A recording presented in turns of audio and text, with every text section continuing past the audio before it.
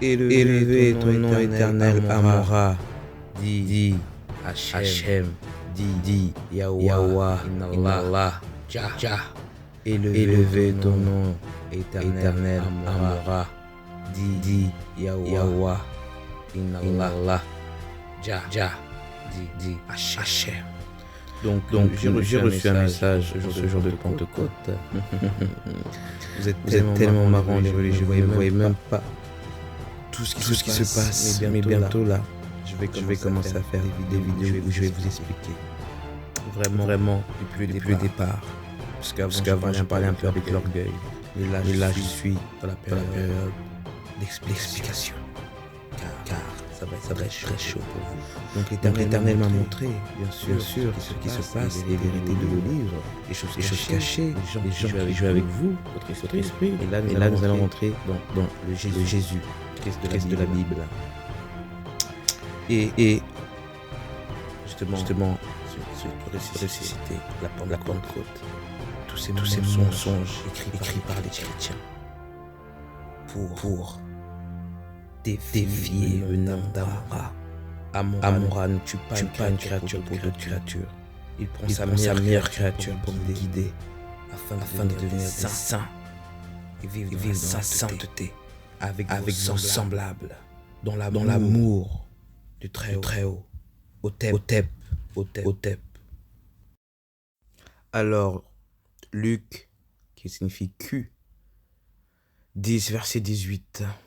Jésus leur dit, « Je voyais Satan tomber du ciel comme un éclair. » Il faut savoir que déjà, il y a une erreur, ciel comme un éclair, parce que éclair signifie ciel, ara.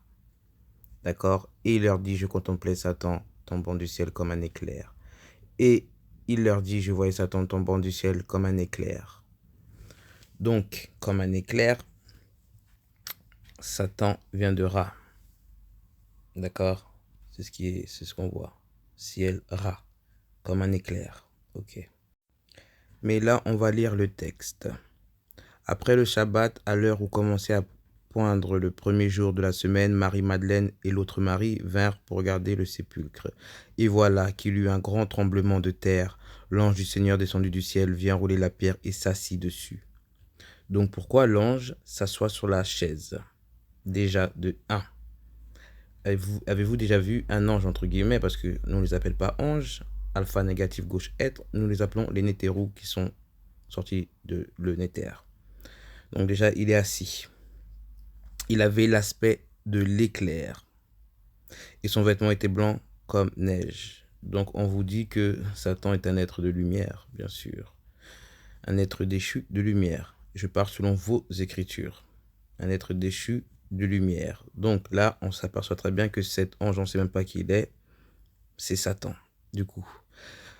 Les gardes, dans la crainte qu'il éprouvèrent, se mirent à trembler et devinrent comme morts. Donc déjà, c'était même pas une lumière qui donna la vie, mais c'est une lumière qui donna la mort. De 2. 3. L'ange prit la parole et dit aux femmes, vous soyez sans crainte, je sais que vous cherchez Jésus le crucifié. Mais pourtant, le Jésus, dans ce même évangile de Matthieu, a dit que si quelqu'un vous dit « je suis là-bas », n'y allez pas, car il se présentera des faux Christ. D'accord? Donc déjà, l'ange, on ne sait pas qui il est, et il vous envoie. Il n'est pas ici, car il est ressuscité. Comme il avait dit, venez voir l'endroit où il reposait. Donc pourquoi déjà cet ange n'était pas accompagné d'autres anges, étant donné que le Christ est un être lumineux. Mais là, il était tout seul.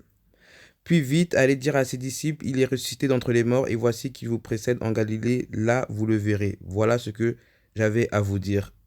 Selon qui, selon quoi, on ne sait pas. Il parle au nom de qui? En aucun cas dans la phrase, il a parlé au nom de l'Éternel.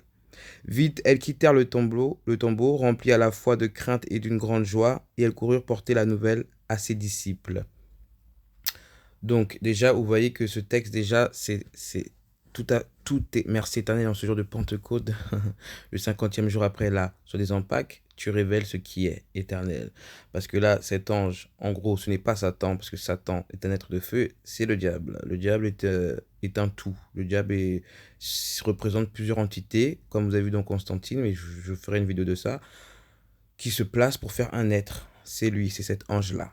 Donc l'éclair là que vous parlez, ciel ras, soi-disant, c'est le diable qui vient comme un éclair. Et de toute façon, votre Jésus de la Bible a dit, ma venue se fera de tel un éclair de l'Orient. Et voilà, vous voyez.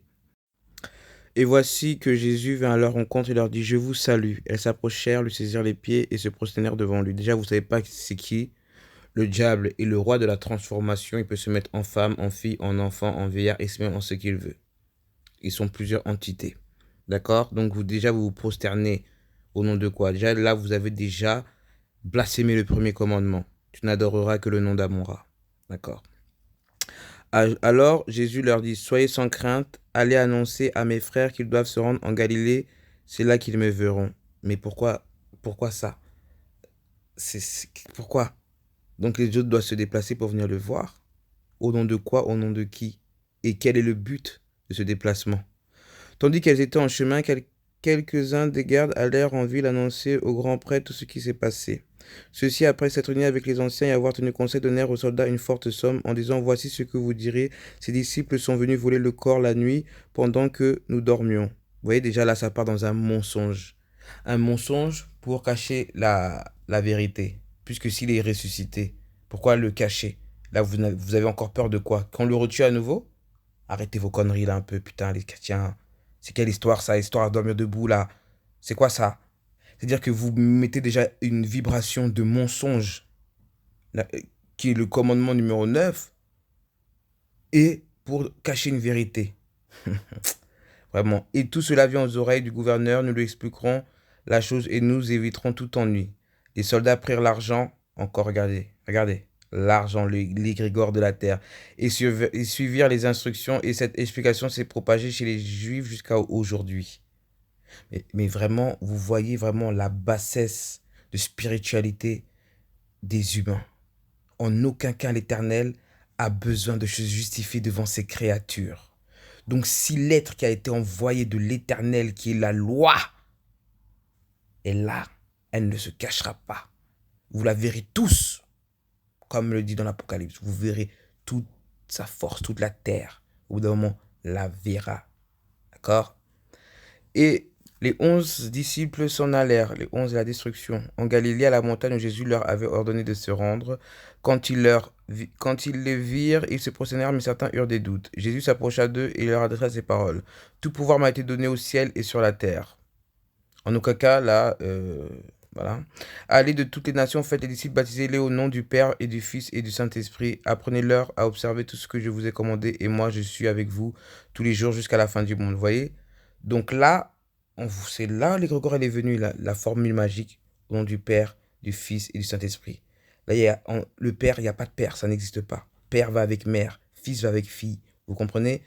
L'Éternel est la polarité. Mais vous, les humains, vous ne voyez pas le mensonge qui est devant vous.